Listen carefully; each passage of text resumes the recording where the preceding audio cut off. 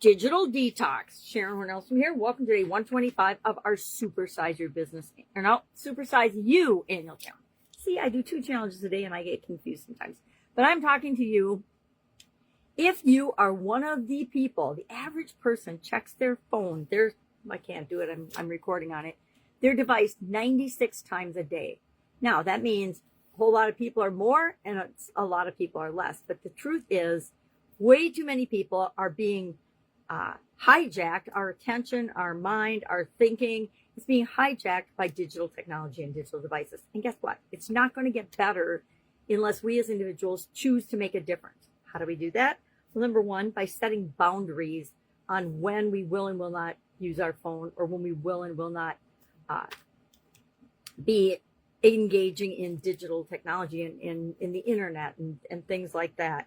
So our phone addiction is absolutely positively 100% real. I mean, people will go through withdrawal, literally, and violent outbursts if you were to take their phone away. Just try stealing a teenager's phone and see what happens if you don't believe me. But it's because of all the dopamine hits. Every time our phone pings or makes a certain tone, because you can set different tones for different people and different types of announcements and notifications, it gives us a little rush. Oh, somebody's paying attention to me. Oh, somebody just bought my product or service. Oh, somebody needs me to help them do something, right? And it can be incredibly addictive. But what it does is it steals our attention and it interrupts our flow of getting anything done.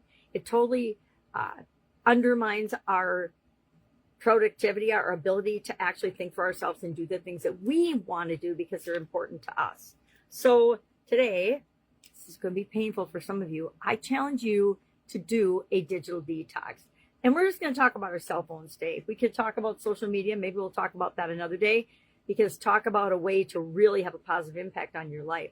I've noticed since I joined this school platform, the amount of time I spend on social media platforms has gone down to I can't even remember what it is, maybe an hour and some a week, just under 2 hours a week though. And I used to spend a lot of time on social media. I used to spend a lot of time on Facebook. I still spend time on Facebook because I record, but I'm not consuming. And there's a big difference in how it makes me feel to be creating content and recording on Facebook versus consuming the crap that shows up in my feed. And I say that absolutely positively because the vast majority of what shows up in my feed, which might tell you what I was paying attention to for a while, is stuff. It's either marketing messages and sales letters and things like that, or it's products and services that people are trying to sell me, or it's political nonsense and lies and bullshit, right? And who needs any of that? I don't need any of that.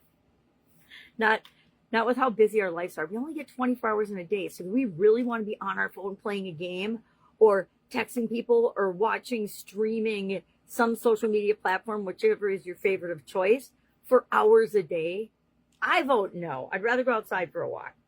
So I'm going to challenge you today to do a phone detox, meaning ask yourself, when's the last time I left the house without my phone? I think the last time I left the house without my phone was because I literally forgot it and went to work without it, which was,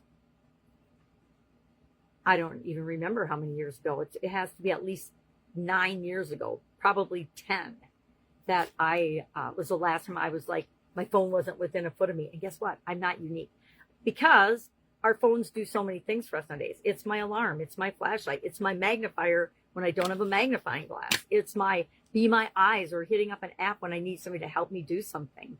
It's my connection to the people that I'm here to serve, and to my family and friends and people I love and care about.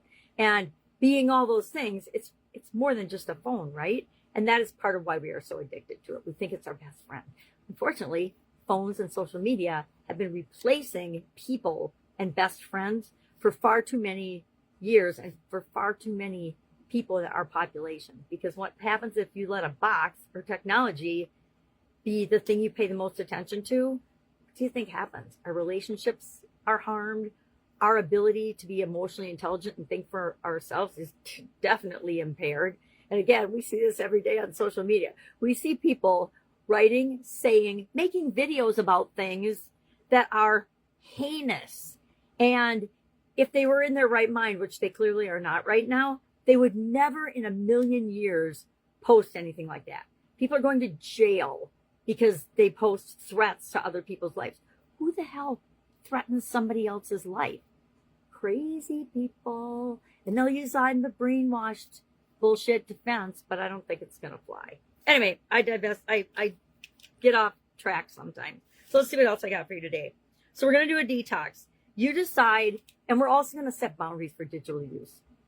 I live with my daughter and two of my little granddaughters and her husband. And what I'm finding, it's especially the younger kids, there are 1 or 2 generations of people in the world right now that have been raised with the internet, with social media, and it has not been really good for humankind. There's always positives to everything, but there's also negatives to everything. We live in a dual universe, so for everything good that happens, usually there's something bad that happens, and we hope that good always wins over evil.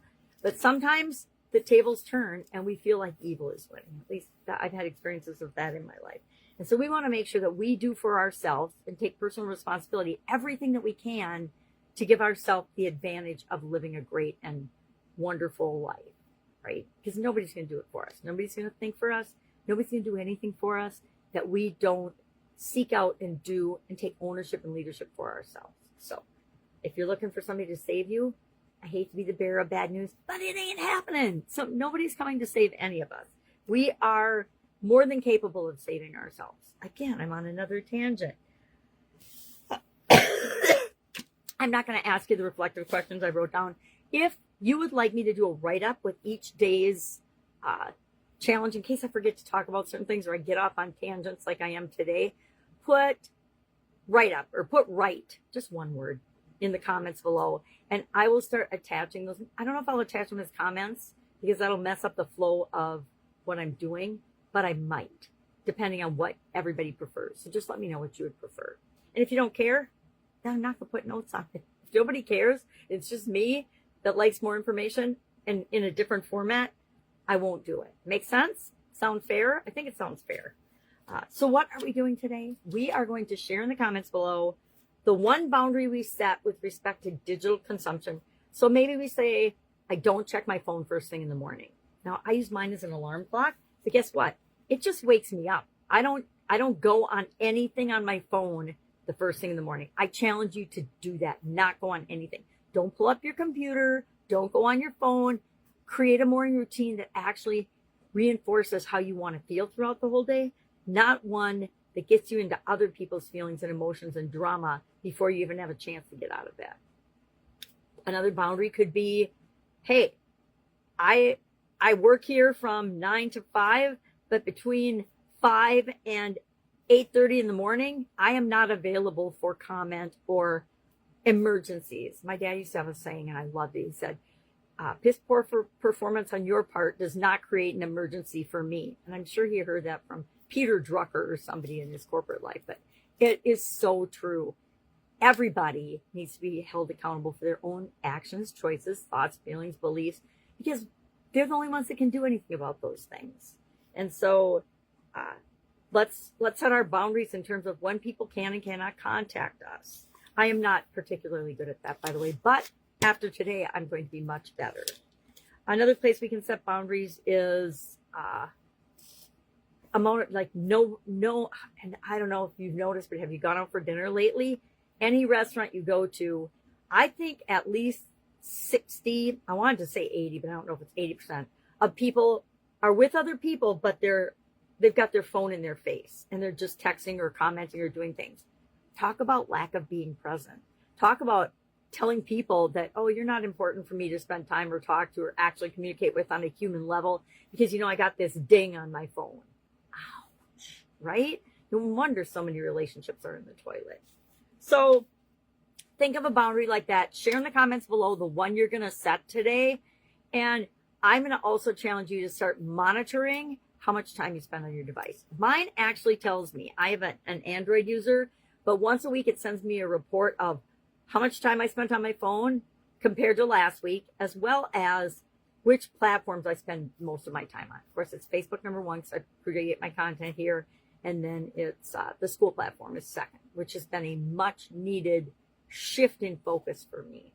All right. Any questions about this? Hit me up and ask. Otherwise, have an awesome day. And I will, of course, be with you tomorrow.